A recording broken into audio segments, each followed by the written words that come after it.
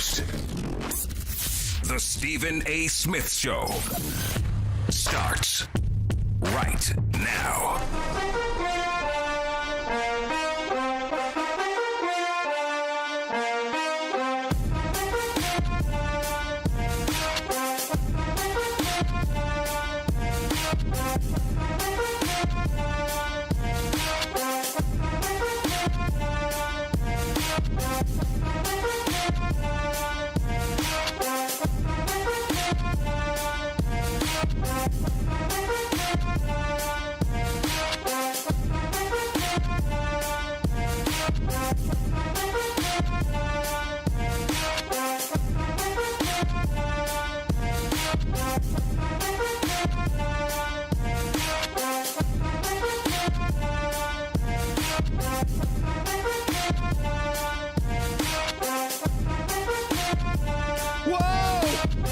What's up, everybody?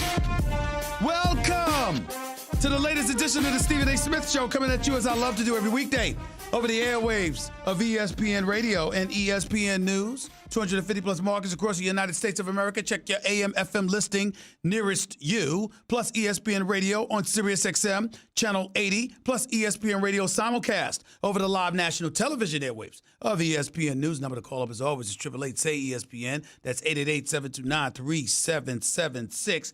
The Stephen A. Smith Show on ESPN Radio is presented by Progressive Insurance. Pick from a range of coverage options with the Name Your Price tool to find a price that works for you.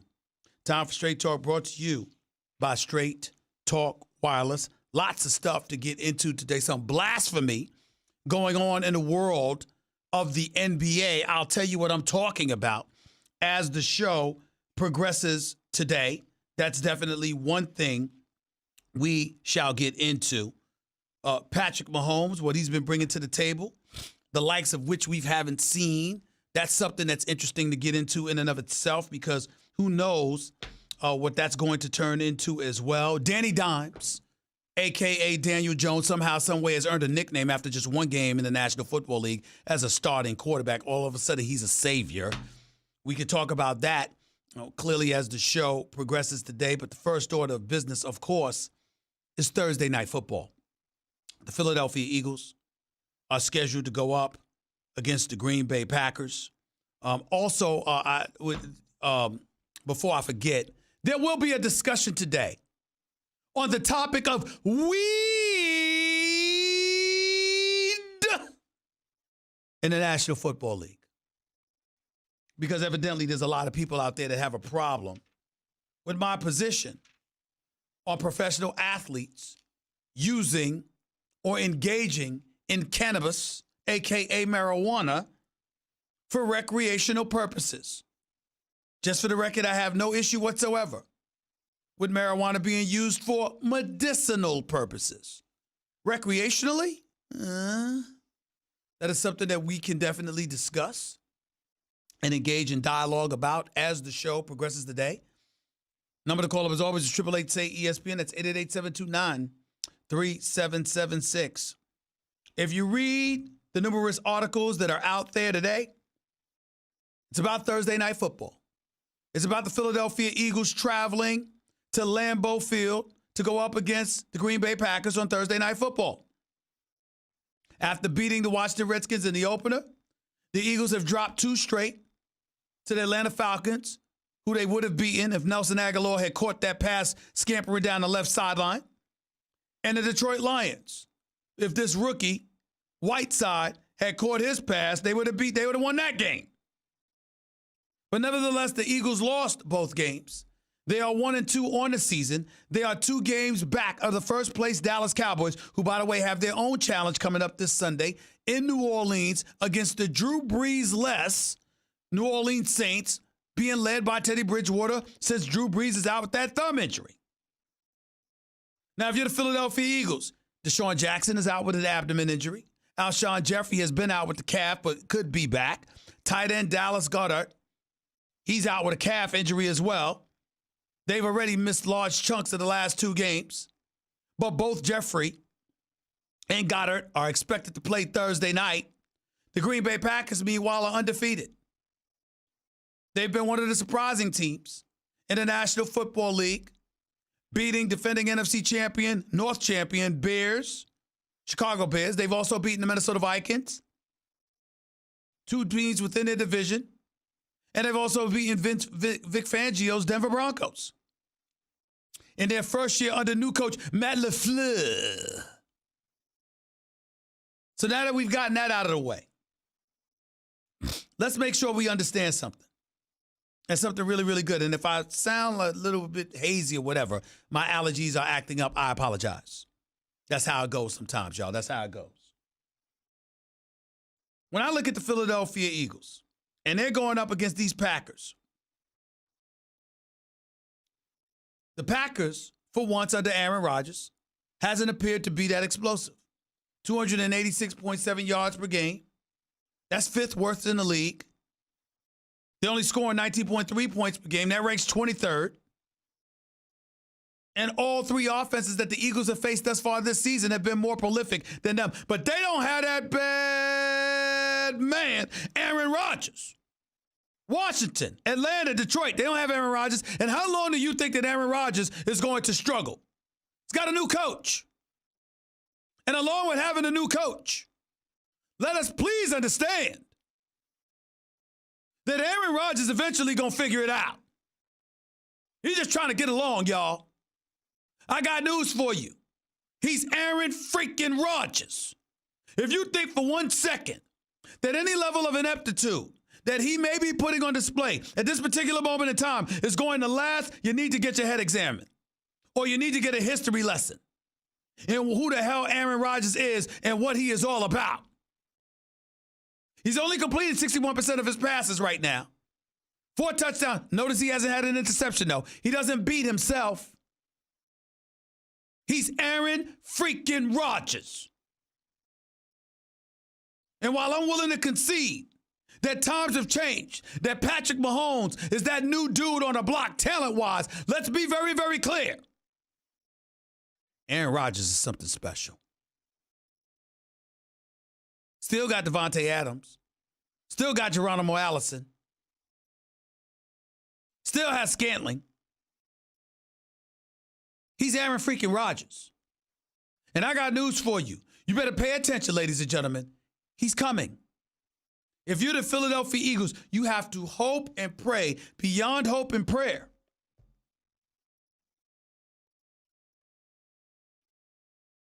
that Aaron Rodgers continues to struggle for week 4 of this NFL season. This week, we'll officially be 25% into the 2019 NFL season. Let me tell you something about these Philadelphia Eagles right now. I think Carson Wentz is getting too much heat and too much blame. Have you not seen the passes that the Eagles have dropped? Have you not seen it? It's Whiteside. It's you know, you just look at it. Him, Aguilar, fumbles all over the place. The Eagles have been a mess.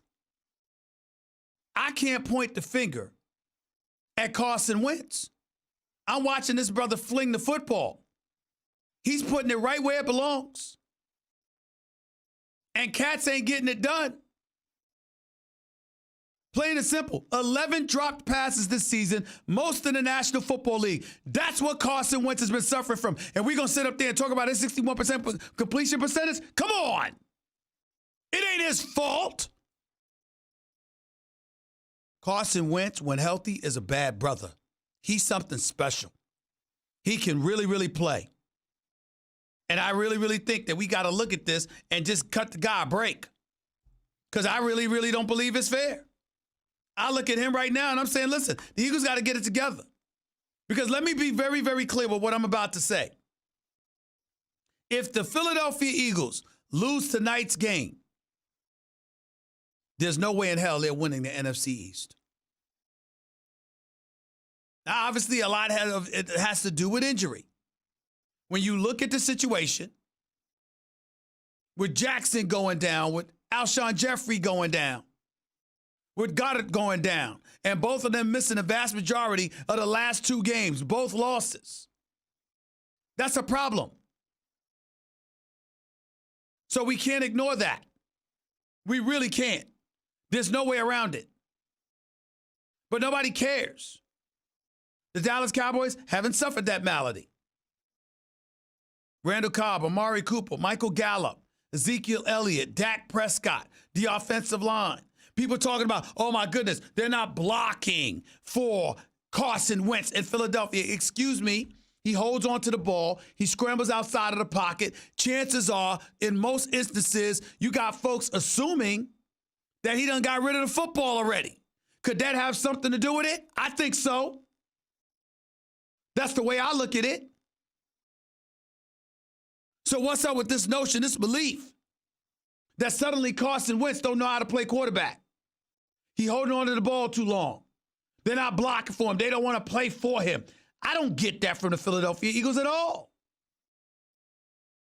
They could have easily been 3-0 right now.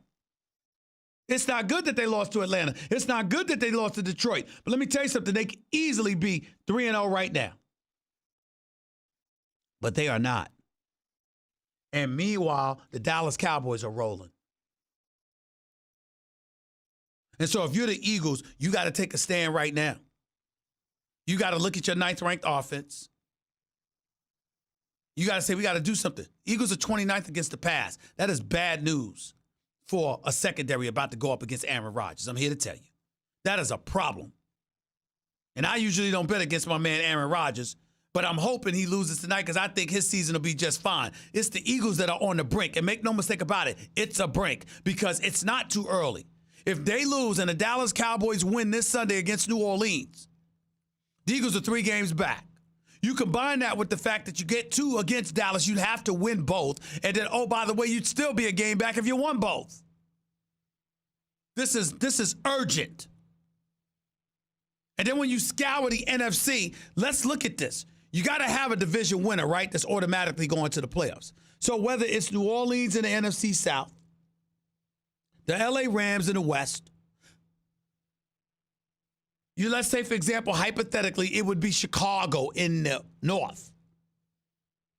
And then you had Dallas. Well, your wild card spot, you're competing with Seattle, Green Bay, Minnesota, and Atlanta for the wild card spot at this particular moment in time. That's 4 different teams outside of yourself. 5 altogether. What do you think the Eagles' chances are getting in the playoffs under those conditions? I would say they're not very good.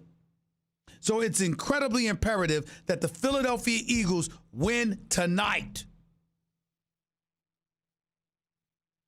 You Miles Sanders can't be dropping the ball. Can't be dropping the ball, can't be fumbling the ball.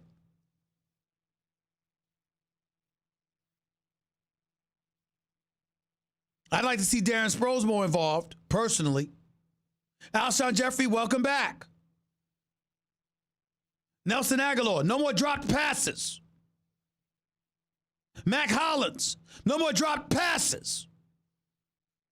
J.J. Arcega-Whiteside, no more dropped passes, damn it. It was 2 Sunday.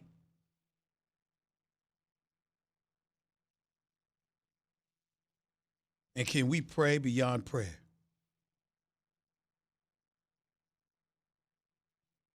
That Deshaun Jackson will hurry up, get his butt back on that lineup. Because good God, do they need him. They really, really need Deshaun Jackson. They need that deep threat, creating space underneath for Zach Ertz. So the Philadelphia Eagles offense, devoid of a stout running game, by the way, there's no Ezekiel Elliott on their roster, can get back to doing what it does. Generating points through the air. That's what they need to do. 888-SAY-ESPN. That's 888-729-3776. You are listening live to the Stephen A. Smith Show, ESPN Radio, ESPN News. That's one thing to get into. Here's another.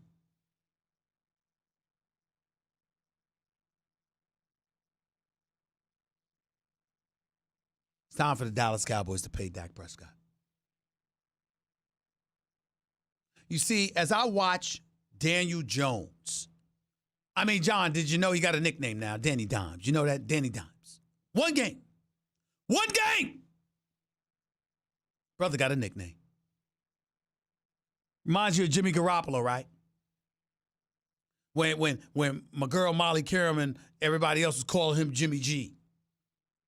And then we saw that video of him in L.A.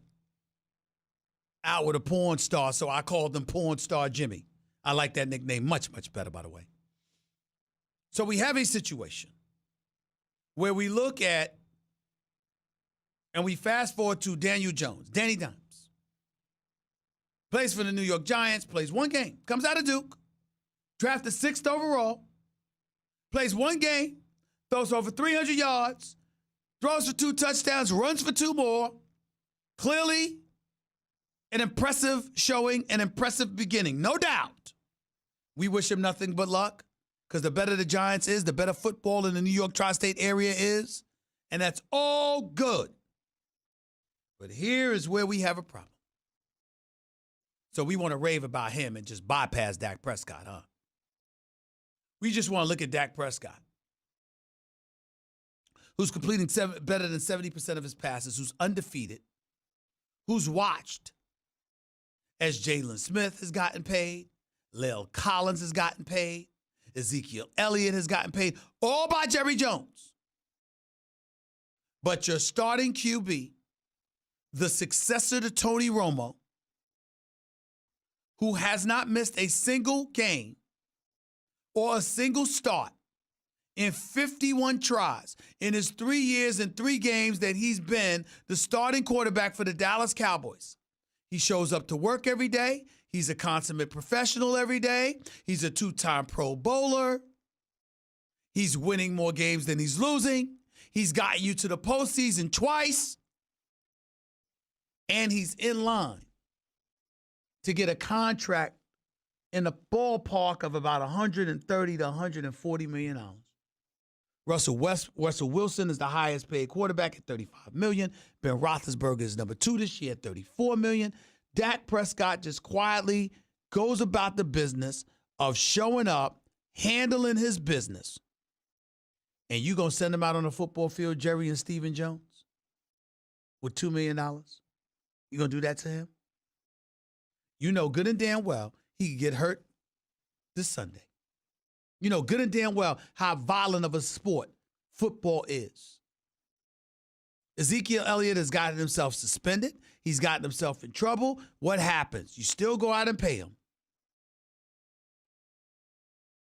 La'el Collins was a member of that offensive line that looked suspect for you last year. You went out and paid him. And by the way, I have no problem with either of them getting paid. I would have paid both of them because I believe Ezekiel Elliott deserves it. La'el Collins deserves it.